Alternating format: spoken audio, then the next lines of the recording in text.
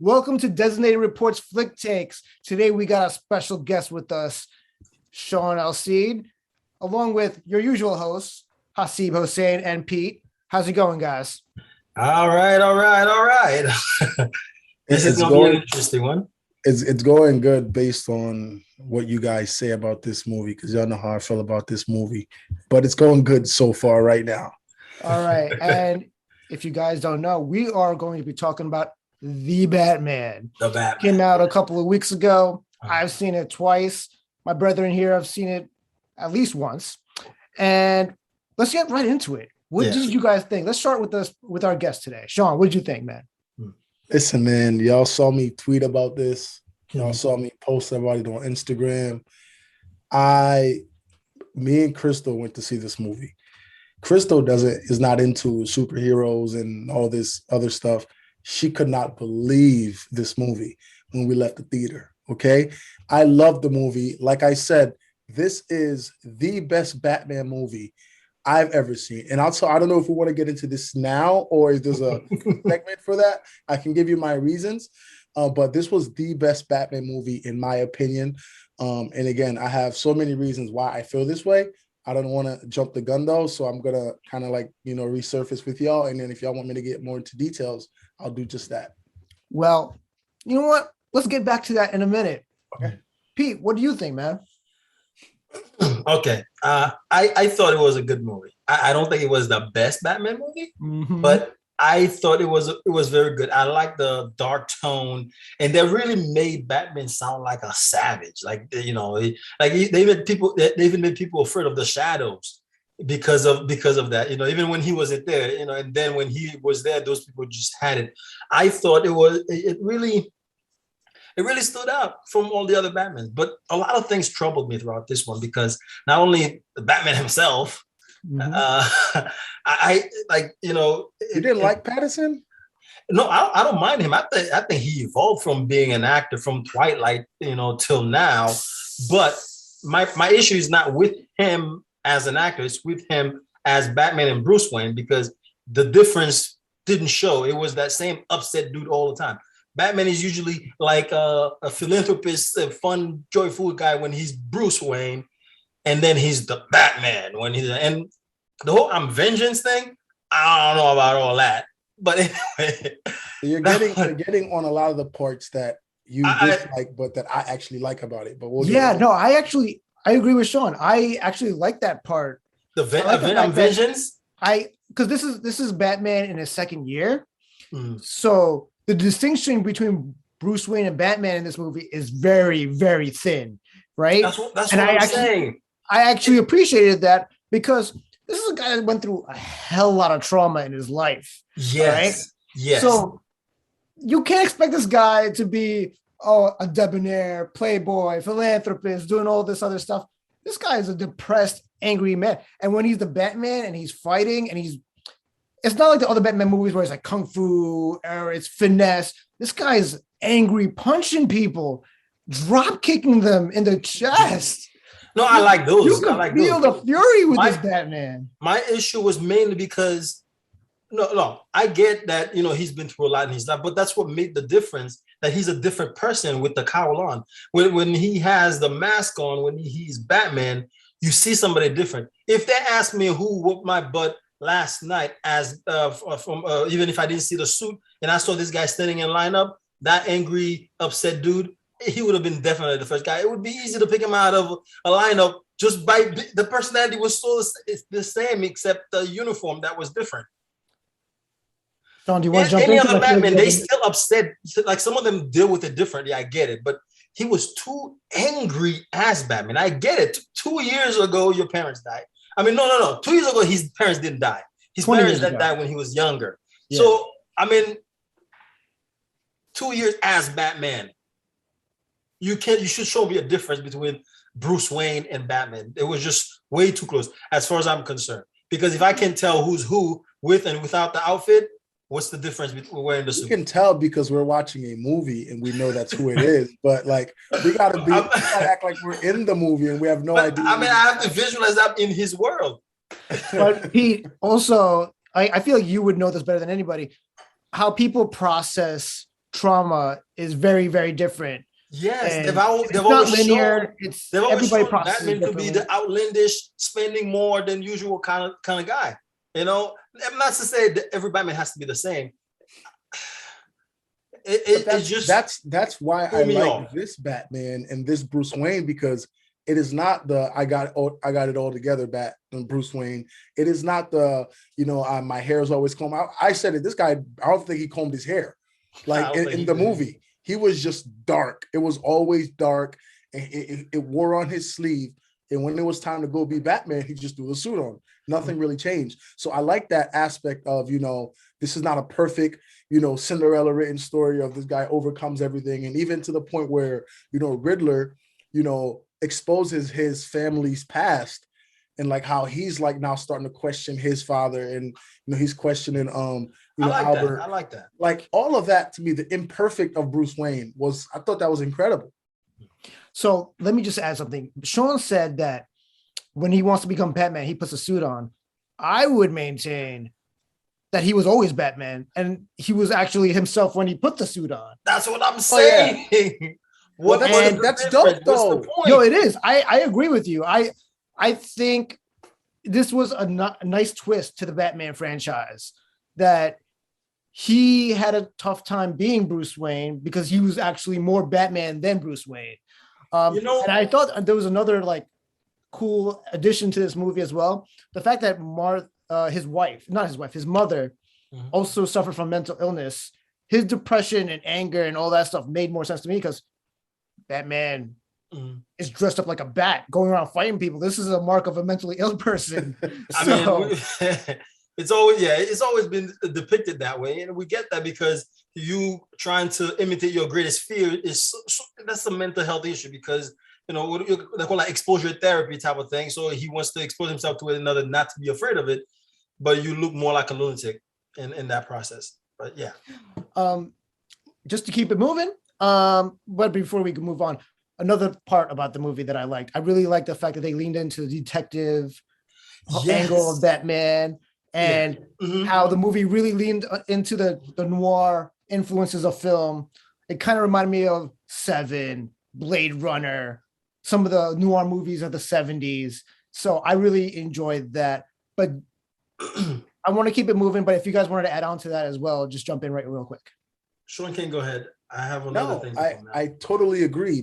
Detective Batman actually, working more and trying to figure things out as he is a detective. People forget like the roots of Batman is detective work. So again, just recircling all that back, and not just going off the rails and finding people, but actually working with that officer who I love, by the way, the black cop. That I thought he was incredible too. Jeffrey Wright is the Jeffrey, man. Yeah, I love this guy. Since like in all James Bond movies, he always stands out. Doesn't matter how small the role is. But yeah, so for me, the part that really stood out for me, how I feel about scores. Michael Giacchino. I have to look up his name to make sure I get it right. This dude killed that, because usually Hans Zimmer is the one who kills that score, but Michael, he definitely kicked that. Like it kept the attention span. Like it kept you really really on point. I thought that one definitely is a nod, especially if I don't have time later to point that out. All right. Well, Pete already went on a rant about what he disliked about this movie. How about you, Sean? What did you dislike about this movie? This was hard. When you sent me that text earlier, I was trying to think, wow, what don't I like about this movie? So it like putting my teacher hat on, right? And, giving feedback to students. It's not so much about, hey, this is what you suck at, but hey, this is where you can get better, or this is what you could do better. So using that lens, I would say, not that I dislike this scene or this, this optic, but I think the scene where Batman is in, where he's like, he passes out from the bomb he's trying to take off, the mayor or whoever the DA, right? Yeah, right. And he's passed out in the police station, and they're all trying to take his mask off, and he kind of like gets into a scuffle. I thought that scene could have escalated more. I wanted to see an all-out brawl there. I wanted to see, like, instead of like him and the officer having the room to themselves and them, punching him in the face to play it off and escape. I thought the escape was incredible, by the way, how he escaped through the top of the building. But I thought maybe that it could have gotten a little bit more gangster there. I wanted to see, a couple cops try to take down Batman and, Batman kicking some real butt in that tight room or something like that. So I think for me, that's the only part I was like, wow, that could have gotten a lot. Like it could, I think old Batman or like, the other Batmans, that probably would have occurred because they were just beating people up and like making it as dramatic as possible. But this guy was more like, calculated in terms of how the police officer worked with him and being able to calm him down at least momentarily until he escaped otherwise. But yeah, I would say that. And I didn't love the ending, although I thought the ending was cool with him playing superhero and like, almost sacrificing himself to save all the people that were drowning and things like that. I don't know. I thought the ending could have been a little bit more cinematic in regards to that, but that's what I'd say. He looked more suicidal, I guess, which point out to his depression towards the end, Yeah, right? yo, I didn't think about that. Yeah, he's very depressed. Yeah. I didn't think about that. He's mentioned not caring about if he died several times in this movie. That's true. Yeah. Wow, that makes a lot of sense. Okay. And that's the thing. Batman, he's known to be the greatest detective, but sometimes these guys kind of put themselves way too much into this and they kind of you can't tell the difference between like even what it remind me of what's that movie with the black and the white cop Lethal Weapon. Yes. Okay. When the other dude, because after he lost his wife and he was like he would want to save people, but at the same time he's walking in front of a guns man who's a lunatic already, acting like he doesn't care if he dies just as soon as he's distracted. That's what it reminded me of. Because at that point, he's more suicidal than is he really being a superhero or is he trying to die because he's so depressed? Because usually that's where that leads. So, Pete, do you want to talk about your MVP? Okay. Now, my MVP is going to surprise everybody because most people probably like, okay, now, I liked a lot of these guys in there. I love the Penguin. What's his name? He was good. Colin Farrell. Yeah, I thought he did a very good job. And I like the Riddler, like the opening scene. That was fantastic. But the one thing that surprised me that I'm going to give MVP is the car. I did not think I was going to like the Batmobile. When they said it was going to be a muscle car, I'm like, oh boy. Come on, the Batmobile is usually significant, nice little design, all that craziness. And then it came, but his performance was fantastic. Granted, somebody was pushing it, but his performance, because now I have to check that they really had a real chase car. Like when they had the chase, like that car did fantastic. So I'm gonna give the car the MVP for today.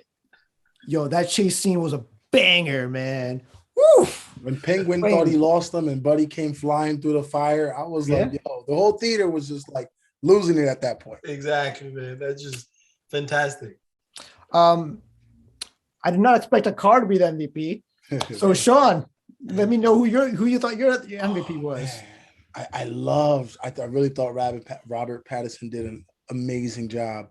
But I thought the unsung hero of that film, it was kind of like a tie between Riddler, because Riddler really had me on edge the entire movie. And he was killing it. The way everything was just so well thought out and how he would, go about distributing who the next victim was and then doing stuff live on what seemed like Instagram Live where he blew the dude's head off. I got Catwoman, yo. I thought she was incredible.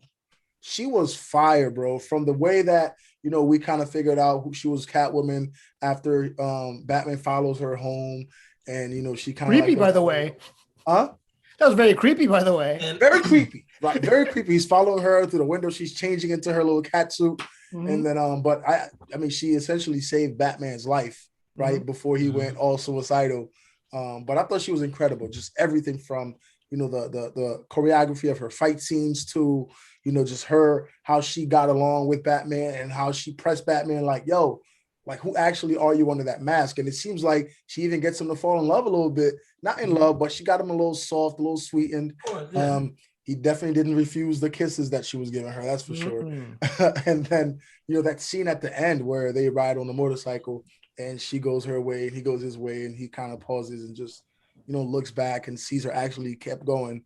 I thought she just was incredible the entire movie. So I would say between her and the Riddler, but I want to edge her because obviously her. So I would say her. Well, she was gonna be my pick because Zoe Kravitz was like a gravitational force in this movie. Like Mhm. every time she was on screen, I'm like couldn't keep my eyes off of her. She was really, really good. Mhm. Um, and she kept Batman in check, like calling him out for his privilege and all that stuff. I love that. But for the sake of diversity, I'm gonna say Mhm. Colin Farrell as the Penguin. I agree. Just incredibly hilarious, Yeah. funny, and just totally believable, man.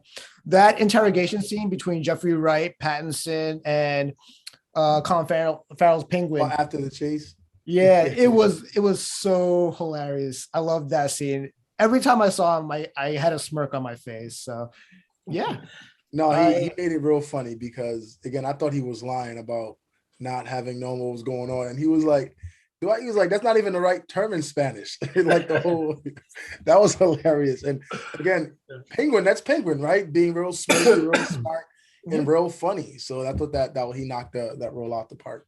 And that's another thing about the movie that I kind of appreciated because this is just year two of Batman. So everybody started calling out like, we thought you were smarter than this. Mm-hmm. Like it was like two or three people at least. They're like, yo, this is something you should have seen coming. What's going on? Right, So right. yeah. But I feel like what would you give this movie as a score? What did you think? All right. I mean, I had some disappointment in the movie, and the movie was a good movie. Don't get me wrong; it was a good movie. I like the younger Batman, especially with the upcoming movies that have come. You know, the younger Flash and all that stuff. With the Flashpoint, they're gonna try to make him, the permanent Batman and whatnot, and hoping to see the Batman two, just to be more evolved and more like, I don't know. I guess maturity is one thing. I was, you can't just be angry all the time, man. You're a grown man. I get that you sad, but you can't just walk around like you you gotta show me there's a difference between the two, man. Okay. But anyway, if for me to give it a score, I really have to. I mean, I did enjoy it. I know, it definitely set the tone for a lot, and the darkness of I mean, how are they gonna make what do you call that? The Dark Knight when this thing is already so dark, and because he started so hardcore, like the way he was beating people, it's like he had no care in the world. Because Batman usually start with "I'm not killing," and then he said, "You know what? These people need to be killed." And then he just run off the rail.